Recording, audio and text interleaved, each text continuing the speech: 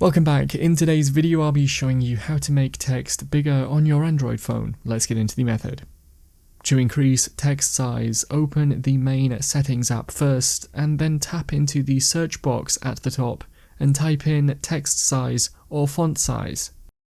One of the search results should be the page we're looking for, so tap on the option, and if this isn't right, try another as it can differ on each device.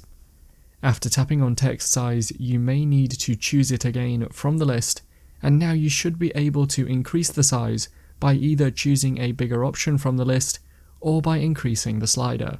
You might also want to change screen zoom, so search for this in the settings to get more options to make your device easier to read.